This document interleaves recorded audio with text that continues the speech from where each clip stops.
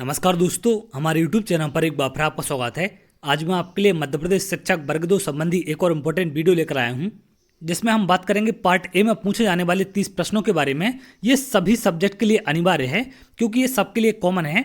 इसके अलावा दूसरा पार्ट आपका 120 नंबर का सब्जेक्टिव रहेगा, तो वो सबका सब्जेक्ट वाइज अलग रहेगा, लेकिन ये 30 प्रश्न यहाँ पर सभी के लिए कंपलसरी हैं, चाहे आप किसी भी सब्जेक्ट से हों। तो ये हमारा प्रैक्टिस सेट नंबर 9 है। इसके पहले मैं आपको 8 प्रैक्टिस सेट सॉल्व करा चुका हूं, तो अगर आपने नहीं देखा है डिस्क्रिप्शन में लिंक है, आप जाकर वहां पर देख सकते हैं।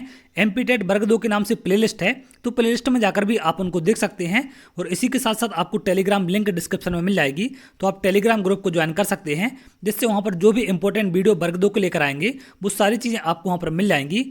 तो चलिए एक एक करके इन सबके बारे में हम बात करते हैं।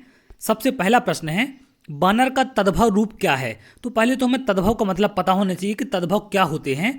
तो ये वो शब्द होते हैं कि जो संस्कृत से आए शब्दों से उत्पन्न होते हैं और हिंदी की प्रकृति के अनुरूप इनको प्रयोग किया जाता है। क्लियर है? तो यहाँ पर बानर को हम नॉर्मली हिंदी भाषा में अपनी क्या बोलते हैं? बंदर। तो ये क्या हो जाएगा? इसका तद्भव रूप। क्लियर है? अगले प्रश्न पर आते हैं। अगला प्रश्न यहाँ पर दिया गया है, तनु का पर्यायवाची शब्द है। तो इनमें से तनु का पर्यायवाची शब्द कौन सा होगा? तो तनु के बारे में अक्सर आप सभी ने सुना होगा। शरीर को हम क्या बोलते हैं? तनु का ये पर्यायवाची है। क्लियर है? अगले प्रश्न पर आते हैं। अगला प्रश्न है, छेपक, यानी कि छेपक क्या होता है? दूसरों को क्षमा कर देने वाला, शत्रु पर घात वार करने वाला, किसी ग्रंथ से अन्य व्यक्ति द्वारा जोड़ा गया भाग, या किसी व्यक्ति द्वारा छोड़े गए शेष कार्य को पूरा करने वाला। तो इनमें से छेपक क्या होता है? किसी ग्रंथ में अन्य व्यक्ति द्वारा जोड़ा गया भाग। क्लियर है? मोस्ट इंपॉर्टेंट प्रश्न है, इसको आप ध्यान रखेंगे। अक्सर कर ऐसे प्रश्न आपको देखने मिल जाते हैं। अगले प्रश्न पर आते हैं। अगला प्रश्न यहाँ पर दिया गया है, संचारी भावों की संख्या है। तो संचारी भाव कितने हैं आपके? 33 है। क्लियर है? अगर हम बात करें आचार्य भरत मुनि के अनुसार, तो इन्होंने 33 माना है, लेकिन महाकवि देव के अनुसार एक 34वां उन्होंने और माना है, जिसका नाम क्या रखा है? छल है। लेकिन इसको मान्यता नहीं दी गई है, ये 34 नंबर का है। क्लियर है? इसको विद्वानों के द्वारा मान्यता नहीं मिली है। तो अगर भरत मुनि के अनुसार हम बात करें तो 33 संचारी भाव आपके माने गए हैं। अगले प्रश्न पर आते हैं। अगला है, पृथ्वीराज रासो की रचयिता कौन है? तो ये आप सभी ने लगभग सुना होगा। चंद्रवरदाई कौन है? पृथ्वीराज रासो के रचयिता हैं। अगले प्रश्न पर आते हैं। अगला प्रश्न यहाँ पर दिया गया है, स्वागतम में प्रयुक्त संधि का नाम क्या है? तो स्वागतम में कौन सी संधि है? इसका संधि विच्छेद क्या होता है? सुधन आगतम, ये होता है आपका स्वागतम। क्लियर है? और इसमें कौन सी संधि होती है आपकी? यण संधि। क्लियर है? अगले प्रश्न पर आते हैं। अगला प्रश्न यहाँ पर दिया गया है, शुद्ध वर्तनी का चयन कीजिए। तो हमें इसमें शुद्ध वर्तनी बतानी है, कौन सी है? प्राकृथन, प्रकथन या प्राकथन, प्रकाथन। तो इनमें से शुद्ध क्या होता है? तो प्राकथन इसका शुद्ध शब्द है, तो ये इसका सही आंसर होगा। क्लियर है? अगले प्रश्न पर आते हैं। अगला प्रश्न यहाँ पर दिया गया है, सासा साहा कौन से व्यंजन कहलाते हैं? प्रकंपी, स्पर्शी, संघर्षी या स्पर्श संघर्षी। तो ये कौन से व्यंजन है आपके? संघर्षी कहलाते हैं। क्लियर है? अगले प्रश्न पर आते हैं। अगला प्रश्न है, यहाँ पर हमें शब्द का अपोजिट मीनिंग बताना है, कौन सा इनमें से? यहाँ पर शब्द लिखा है आपका ट्रेटर, इसका मतलब क्या होता है? देशद्रोही। क्लियर है? या गद्दार बोलते हैं इनको हम। देशद्रोही होता है। माइग्रेंट का मतलब आप सभी जानते हैं, प्रवासी होता है। मेंबर का मतलब आप जानते हैं। पेट्रियोट के मतलब अगर हम बात करें, इसका मतलब क्या होता है? देशभक्त। क्लियर है? ऑफिसर का मतलब आप जानते हैं। तो यहाँ पर ट्रेटर का मतलब होता है देशद्रोही, तो इसका अपोजिट क्या हो जाएगा आपका? देशभक्त। सी नंबर का आंसर होगा। अगले प्रश्न पर आते हैं। अगला प्रश्न है, person who learning a trade under someone, यानी किसी के अंडर में आप कोई चीज़ सीखने जाते हैं तो उसको हम क्या बोलते हैं? असिस्टेंट, सेक्रेटरी, क्लर्क या फिर अप्रेंटिस। तो इसको हम क्या बोलते हैं? अप्रेंटिस। इसका मतलब होता है नौसिखिया। क्लियर है? जो अक्सर कर काम सीखने जाते हैं, जैसे आपने देखा होगा रेलवे वगैरह में अप्रेंटिस होती है, तो उसको हम क्या बोलते हैं? जब आप ट्रेनिंग के टाइम पर होते हैं या कुछ सीखने जाते हैं किसी के अंडर में, तो वो कहलाता है अप्रेंटिस। अगले प्रश्न पर आते हैं। अगला प्रश्न यहाँ पर दिया गया है, find out the misspelled word. तो हमें यहाँ पर मिसस्पेल्ड वर्ड बताना है, कौन सा है? तो प्रेफर की स्पेलिंग सही है, डिफर भी सही है, लेकिन ये डिफर यहाँ पर गलत है। इसकी स्पेलिंग क्या होती है? DIFFER। रेफर भी यहाँ पर सही है। तो अब यहाँ पर इनके मतलब आपको पता होनी चाहिए। अगर हम बात करें डिफर की, तो डिफर का मतलब क्या होता है? इसका मतलब होता है भिन्न होना। इनकी मीनिंग आप चाहें तो लिख सकते हैं। प्रेफर की बात करें तो आप अक्सर कर बोलते हैं कि मैं इस चीज़ को खाना प्रेफर करता हूं, यानी कि क्या होता है इसका? पसंद करना। क्लियर है? अगला अगर हम बात करें डिफर की, कि डिफर का मतलब क्या होता है? इसका मतलब होता है टाल देना। क्लियर है? अगला है रेफर। रेफर करना इसका मतलब क्या होता है, संकेत करना। जैसे आपने अक्सर कर सुना होगा कि आपको रेफर किया जाता है, यानी कि एक जगह से दूसरी जगह भेज देते हैं, तो उसको भी रेफर बोलते हैं। और संकेत करना को भी हम क्या बोलते हैं, रेफर करना। अगले प्रश्न पर आते हैं।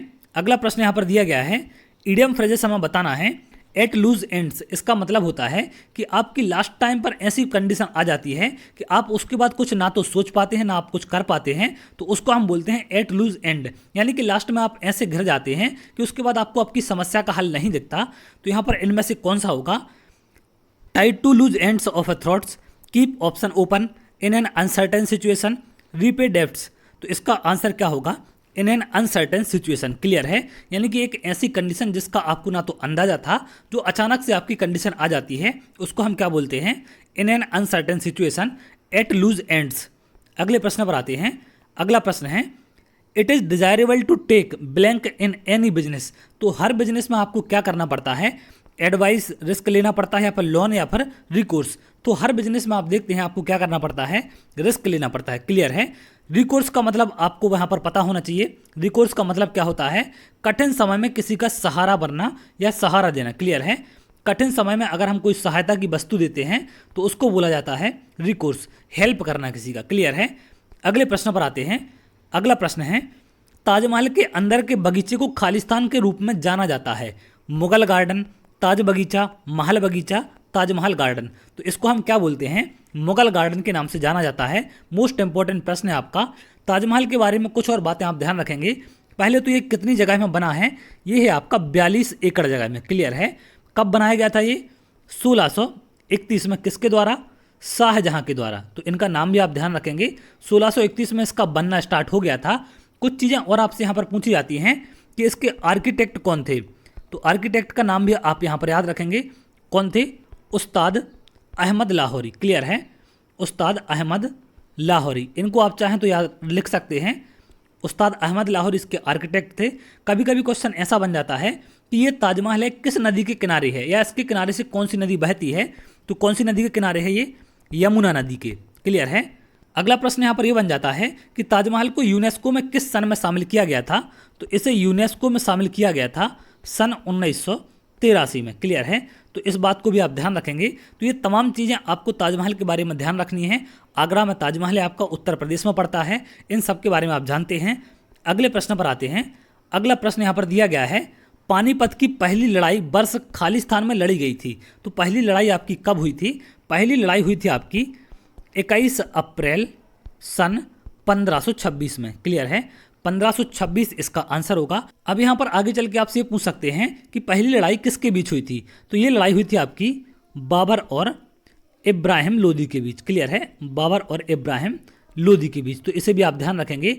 अगला प्रश्न आपका ये बन सकता है कि पानीपत की दूसरी लड़ाई कब हुई थी या फिर किसके बीच हुई थी। तो दूसरी लड़ाई की अगर हम बात करें तो ये हुई थी आपकी 5 नवंबर सन 1556 में। क्लियर है, ये लड़ाई किसके बीच हुई थी, अकबर और हेमू के बीच। तो इसको भी आप ध्यान रखेंगे। तीसरी लड़ाई के बारे में आपसे पूछ सकते हैं कि पानीपत की तीसरी लड़ाई कब हुई थी। ये हुई थी आपकी 14 जनवरी सन 1761 में। ये किसके बीच हुई थी, मराठा और अहमद शाह अब्दाली, अहमद शाह अब्दाली। क्लियर है, तो इनका नाम आप याद रखेंगे। इनसे प्रश्न आपके यहाँ पर बन सकते हैं। तीनों लड़ाई की डेट और ये लड़ाई किसके बीच लड़ी गई है, ये मोस्ट इंपॉर्टेंट है। अक्सर कर हर एग्जाम में ऐसे प्रश्न आपको देखने मिलते हैं। अगले प्रश्न पर आते हैं। अगला प्रश्न यहाँ पर दिया गया है, मरुभूमि राष्ट्रीय उद्यान किस प्रदेश में है। तो ये कहाँ पर है आपका मरुभूमि राष्ट्रीय उद्यान, ये है आपका जैसलमेर में। क्लियर है, जैसलमेर कहाँ पर पड़ता है आपका, राजस्थान में। तो इसका आंसर होगा ए। और सबसे खास बात क्या है इसकी, ये भारत का सबसे बड़ा, राजस्थान का तो है ही है, और भारत का सबसे बड़ा क्या है, राष्ट्रीय उद्यान। क्लियर है, इसको भी आप ध्यान रखेंगे। भारत का सबसे बड़ा राष्ट्रीय उद्यान है आपका मरुभूमि राष्ट्रीय उद्यान, जो कि जैसलमेर राजस्थान में है। अगले प्रश्न पर आते हैं।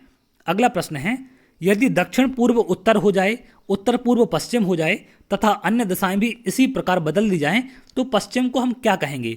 तो देखिए यहाँ पर पहले जो आपकी डायरेक्शन होती हैं वो कौन सी होती है, ये आपकी कौन सी है, उत्तर है, ये पूर्व है, ये दक्षिण है, और ये कौन सी आपकी पश्चिम है। क्लियर है, इनके बीच इनकी सब डायरेक्शन होती हैं। ये कौन सी हो जाती है आपकी उत्तर पूर्व के बीच है, ये कौन सी आपकी दक्षिण पूर्व है यहाँ पर, और ये वाली कौन सी है, दक्षिण पश्चिम है या फिर आप पश्चिम दक्षिण बोल सकते हैं, ये है आपकी उत्तर पश्चिम। क्लियर है। तो ये आपकी मेन डायरेक्शन थी और ये आपकी सब डायरेक्शन है जो इनके बीच है। अब यहाँ पर हमसे बोला गया इनकी कोडिंग करने को, तो हम एक सर्कल इसके बाहर बना लेंगे। अब यहाँ पर हमें क्या बोला गया है कि यदि दक्षिण पूर्व को उत्तर हो जाए, दक्षिण पूर्व क्या हो रही है यहाँ पर उत्तर, दक्षिण पूर्व कौन सी, ये वाली, तो इसको क्या बोला इनने, उत्तर बोला। तो इसके सामने वाली ये कौन सी हो जाएगी, उत्तर के अपोजिट में कौन सी होती है, दक्षिण।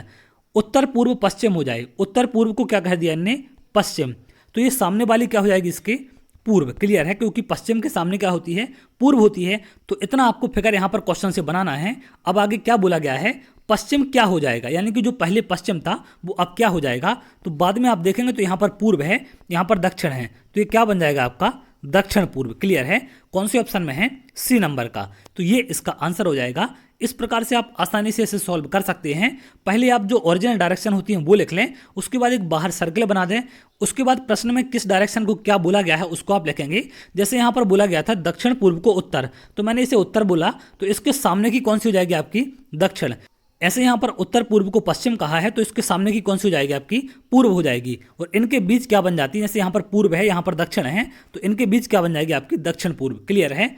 अगले प्रश्न पर आते हैं। अगला प्रश्न यहाँ पर दिया गया है, कुमार को इन्होंने क्या लिखा है, KUMAR, इसको लिखा है इन्होंने JTLZQ। अब यहाँ पर K को J लिखा है यानी कि एक पीछे किया है, U को T लिखा है यानी कि एक पीछे है, L के M है एक पीछे है, यहाँ पर भी एक पीछे है, Q को एक पीछे किया है। तो यहाँ पर भी हमें SANKAR को क्या करना है, एक एक पीछे करना है। क्लियर है। SANKAR। तो यहाँ पर S कब आता है, R के बाद क्या आता है, S आता है, तो पहला शब्द R हो जाएगा। A के पहले क्या आता है, Z, N के पहले क्या आता है, M, K के पहले क्या आता है, J, A के पहले Z और R के पहले क्या आता है आपका Q। तो RZMJZQ कौन से ऑप्शन में है, RZMJZQ, ये आप देख सकते हैं ऑप्शन नंबर बी है। क्लियर है। अगले प्रश्न पर आते हैं। अगला प्रश्न यहाँ पर दिया गया है, एक पहिए का व्यास 1.26 मीटर है, तो 500 चक्रों में पहिए द्वारा तय की गई दूरी कितनी है। तो यहाँ पर आपको व्यास दिया गया है, इस बात का आप ध्यान रखेंगे। तो त्रिज्या कितनी हो जाएगी, इसकी आधी 1.26 मीटर अपॉन 2। क्लियर है। इतनी आपकी क्या हो जाएगी यहाँ पर त्रिज्या। तो पहले तो हमें यहाँ पर जो हमारा एक पहिया है, इसकी जो त्रिज्या दी गई है, इसकी हमें क्या पता होना चाहिए, परिधि। क्लियर है। ये त्रिज्या यहाँ से हमें पता चल गई है। अब इसकी हम क्या निकालेंगे, पहले परिधि। परिधि क्या होती है इसकी, 2πr। 2πr, आर आपको पता है 2 × 22/7। आर कितना है यहाँ पर 1.26 अपॉन 2। तो 2 से 2 कैंसिल हो जाएगा, 7 से इसको कैंसिल करेंगे कितना आएगा, 7 से कैंसिल हो जाएगा 0.18। क्लियर है। 0.18 हो गया। तो 22 × 0.18 इतनी आपकी परिधि आ गई, यानी कि एक चक्कर की दूरी कितनी होगी आपकी 22 × 0.18। क्लियर है। अब यहाँ पर हमें ऐसे 500 चक्कर लगानी है, तो ये एक चक्कर की दूरी है इतनी। तो 500 चक्कर में हम क्या करेंगे, इसमें 500 का गुणा कर देंगे, तो 22 × 0.18 × 500। तो ये हमारा कितना आ जाएगा, यहाँ से इसको आप गुणा करेंगे तो आपको मिल जाएगा यहाँ पर 1980 मीटर। क्लियर है। आप इसका गुणा करके देख सकते हैं। तो इस प्रकार से आप इसे सॉल्व कर सकते हैं, क्योंकि जो परिधि की आपकी वैल्यू निकलेगी वो एक चक्कर की दूरी होगी। क्लियर है। अगर आप यहाँ से चलना शुरू करते हैं तो वापस यहीं तक आने तक की दूरी को हम परिधि बोलते हैं, और वही एक चक्कर की आपकी दूरी होती है। तो 500 चक्कर की हमें दूरी बताना है, तो पहले आप परिधि निकालेंगे, परिधि को 500 में गुणा करेंगे तो हमें 500 चक्कर की दूरी यहाँ से मिल जाएगी। तो ऐसे प्रश्नों को आप इस प्रकार से कर सकते हैं, लेकिन ध्यान रखेंगे कि यहाँ पर व्यास दिया है या फिर त्रिज्या। अगर त्रिज्या दी गई है तो आपको बटे 2 नहीं करना है, और व्यास दिया गया है तो आप बटे 2 करके त्रिज्या उसको बना सकते हैं। अगले प्रश्न पर आते हैं। अगला प्रश्न दिया गया है, A/B = 2:3 है और B/C = 4:5 है। तो A+B और B+C यहाँ पर पूछा गया। तो पहले तो हमें ABC का अनुपात पता करना पड़ेगा। तो A/B और B/C को हम ऐसा लिख लेंगे। क्लियर है। A के नीचे A लिखेंगे आप। A/B कितना है 2:3 है। B/C कितना है 4:5 है। क्लियर है। तो पहले आपको इतना काम करना है, ये यहाँ पर A है, ये यहाँ पर B है और यहाँ पर C है। अब आप देखेंगे 3 के पीछे जगह खाली है तो 3 को खिसका देना है, 4 के आगे खाली है तो 4 को खिसकाकर आप इनका क्या करेंगे, गुणा कर देंगे। तो कितना होगा 8:12:15। ये किसका अनुपात बन जाएगा यहाँ पर A/B/C का। ABC का अनुपात 8:12:15 है। तो यहाँ पर A+B/B+C पूछा गया। तो A की वैल्यू आप 8 रख देंगे, B की वैल्यू 12 और C की वैल्यू आप 15। क्लियर है। A आपका 8 है, B कितना है 12 है, बी कितना है यहाँ पर 12 है और सी कितना है 15 है। तो ये कितना हो जाएगा 20/27, 20:27, 20/27 का मतलब क्या है 20:27। तो 20:27 कौन से ऑप्शन में है, सी वाले में। तो ये हमारा आंसर हो जाएगा। इस तरीके से आप इनका अनुपात निकाल सकते हैं। क्लियर है। आगे चल के और बड़ा अनुपात आपको मिल सकता है, जैसे यहाँ पर एक और दे देता C/D बराबर 6:7। तो आपको कैसे निकालना पड़ेगा यहाँ पर ABCD का। अगर आपसे पूछ ले A/B/C/D क्या होगा, तो आप यही काम करेंगे, A/B लिखेंगे, B/C और C/D। क्लियर है। A/B के नीचे A/B लिख देना है, B/C के नीचे B/C लिखेंगे और C/D के नीचे C/C। क्लियर है। अब यहाँ पर देखेंगे कि 3 के पीछे 2 जगह खाली है, एक यहाँ पर और एक यहाँ पर। तो आपको 3 को पीछे खिसकाना है, 4 के आगे एक जगह है तो 4 को, 5 के पीछे है तो 5 को, 6 के आगे है तो इनको खिसका के इनका आप गुणा करेंगे तो यहाँ पर A मिल जाएगा, इसको गुणा करने पर इसको B, ये C और ये D। तो यहाँ से A/B/C/D आप इसे निकाल सकते हैं। क्लियर है। बिल्कुल आसान तरीका है अनुपात निकालने का। इससे ना तो आपकी गलती होगी और ना किसी प्रकार का कन्फ्यूजन रहेगा। सिंपल सा, जिसके आगे जगह खाली है उसको आगे खिसका दें, जिस नंबर के पीछे खाली है उस नंबर को पीछे खिसका दें। जैसा आप बीच में देख रहे हैं 4, 5 के आगे भी खाली है, पीछे भी खाली है, तो आगे वाले अंक को आगे खिसकाना है, पीछे वाले अंक को पीछे। क्लियर है। अगले प्रश्न पर आते हैं। अगला प्रश्न यहाँ पर दिया गया है, शिक्षक का प्राथमिक दायित्व क्या है? पाठ्यक्रम समाप्त करना, अनुशासन, लचीलापन या फिर उत्कृष्ट शिक्षण। तो पाठ्यक्रम तो लगभग सभी समाप्त करते हैं, अनुशासन होना बिल्कुल जरूरी है, लचीलापन होना भी जरूरी है, लेकिन यहाँ पर उत्कृष्ट शिक्षण, इसमें आपकी सभी चीजें शामिल हो जाती हैं, इसलिए ये इसका बेस्ट ऑप्शन होगा। अगले प्रश्न पर आते हैं।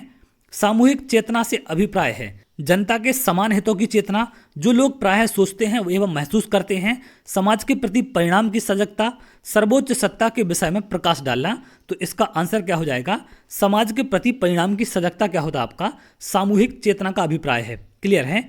अगले प्रश्न पर आते हैं। अगला प्रश्न है, शिक्षण कार्य के लिए निम्नलिखित में से कौन सा सबसे अधिक निर्णायक है? छात्रों के साथ संप्रेषण, अधिगम को प्रभावी बनाना, ज्ञान देना या कक्षा का संप्रबंधन। तो ये सबसे ज़्यादा इंपॉर्टेंट इसमें से क्या होता है, अधिगम को प्रभावी बनाना। क्लियर है। सिखाने को आप जितना ज़्यादा प्रभावी बनाएंगे उतना अच्छा असर शिक्षण कार्य पर पड़ेगा और उतना जल्द बच्चे उसको सीख पाएंगे। अगले प्रश्न पर आते हैं। अगला प्रश्न यहाँ पर दिया गया है, मनोविज्ञान को आत्मा का विज्ञान किसने कहा है? अरस्तु, वाटसन, रूसो या फिर बुंट। इनमें से किसने कहा है? ये मोस्ट इंपॉर्टेंट आपका प्रश्न है, अक्सर कर एग्जाम में पूछा गया है। अरस्तु ने मनोविज्ञान को क्या कहा है? आत्मा का विज्ञान। अगले प्रश्न पर आते हैं। अगला प्रश्न यहाँ पर दिया गया है, व्यवहार के निरीक्षण द्वारा किसी के मानसिक दशा का पता लगाना किस विधि की विशेषता है? प्रयोगात्मक, निरीक्षण, गाथा वर्णन या फिर चरित्र लेखन। तो व्यवहार के निरीक्षण द्वारा आपको मानसिक दशा का पता लगाना है, तो ये किसके द्वारा लगा सकते हैं आप? निरीक्षण विधि के द्वारा। क्लियर है। अगले प्रश्न पर आते हैं। अगला प्रश्न यहाँ पर दिया गया है, पियाजे की औपचारिक संक्रियात्मक अवस्था किस आयु अवधि तक मानी जाती है? तो कौन सी आयु अवधि तक इन्होंने औपचारिक संक्रियात्मक अवस्था को माना है, पियाजे के अनुसार आपको बताना है। क्लियर है। तो इसका आंसर क्या हो जाएगा, 11 से 15, क्योंकि इस बीच की आयु में बच्चा परिपक्व होने लगता है। अगले प्रश्न पर आते हैं। अगला प्रश्न यहाँ पर, खेलों के माध्यम से बालक में कौन सा गुण विकसित होता है? सामाजिकता का, नैतिकता का, व्यावसायिकता का या फिर भौतिकता का। तो किसका होता है? सामाजिकता। क्लियर है। क्योंकि वो सभी को लेकर चलना होता है खेल में और वो सामाजिकता की भावना को सीखता है, एकता की भावना को सीखता है। तो इसका आंसर क्या होगा? सामाजिकता का। टीम यूनिटी बनाना वहाँ पर बहुत इंपॉर्टेंट है, और टीम को कैसे लीड करना है, कैसे उनके साथ रिएक्शन करना है, कैसा उनके साथ बिहेव करना है, उन सब चीज़ों की क्वालिटी यहाँ पर खेलों से सीखते हैं। अगले प्रश्न पर आते हैं। अगला है, थॉर्नडाइक के व्यक्तित्व के वर्गीकरण का आधार है। तो इनके वर्गीकरण का क्या आधार है? शारीरिक गठन और शक्ल सूरत, रचनात्मक और मौलिकता, समायोजन और बुद्धि, चिंतन और कल्पना। तो इनके व्यक्तित्व के वर्गीकरण का क्या आधार है? इनका आधार क्या है? चिंतन और कल्पना। क्लियर है। मोस्ट इंपॉर्टेंट प्रश्न है, थॉर्नडाइक पर अक्सर कर आपके प्रश्न बनते हैं। अगले प्रश्न पर आते हैं। सर्वप्रथम मनोविज्ञान को किस विषय के अध्ययनकर्ता के रूप में स्वीकार किया गया है? तो किसके किया गया? मन, आत्मा, चेतना या फिर व्यवहार। तो मनोविज्ञान को किस विषय के अध्ययनकर्ता के रूप में स्वीकार किया गया है? आत्मा के। क्लियर है। इसका आंसर आप ध्यान रखेंगे। अगले प्रश्न पर आते हैं। शिक्षा का माध्यम ऐसी भाषा को बनाना चाहिए, पहला है जो समृद्ध हो। तो ये जरूरी नहीं है कि जो भाषा समृद्ध है वो सभी लोग समझ पाएंगे, तो पहला ऑप्शन यहाँ पर गलत है। जिस पर जन साधारण का आधिपत्य हो, यानी कि हर कोई उसको समझ सकता हो, तो ये बिल्कुल यहाँ पर सही है। जो बाद में नौकरी के लिए उपयोगी हो, तो ऐसी भाषा को सीखने का भी मतलब नहीं है कि जो सिर्फ नौकरी के लिए उपयोगी है, बाकी समाज से आपको नहीं जोड़ पाती, तो ये भी गलत है। जिसमें अच्छा सादृश्य उपलब्ध हो, तो ये भी यहाँ पर गलत है। इसका आंसर होगा बी वाला। तो ये थे आपके प्रैक्टिस सेट नंबर 9 के 30 प्रश्न। ये आपके वर्ग 1 में जो पार्ट ए पूछा गया है उसी पर आधारित प्रश्न है, उसी लेवल पर आधारित प्रश्न है आपके। वर्ग 1 का पार्ट ए भी मैंने आपको सॉल्व कराया है 1 मार्च वाला, तो उसको भी आप देख सकते हैं किस प्रकार के प्रश्न पार्ट ए में पूछे गए थे 2023 वाले। तो उससे आपको काफ़ी हद तक अंदाजा लग जाएगा कि कैसा क्या लेवल वर्ग 2 में आ सकता है, क्योंकि वर्ग ए से मिला जुला लेवल आपको देखने मिल सकता है। तो चलिए, अगर आप ऐसे वीडियो चाहते हैं तो हमारे चैनल के साथ जुड़ सकते हैं, जिससे और भी इंपॉर्टेंट वीडियो आपको मिल सके। तो बहुत जल्द अगली वीडियो मिलेंगे, तब तक के लिए बहुत बहुत धन्यवाद।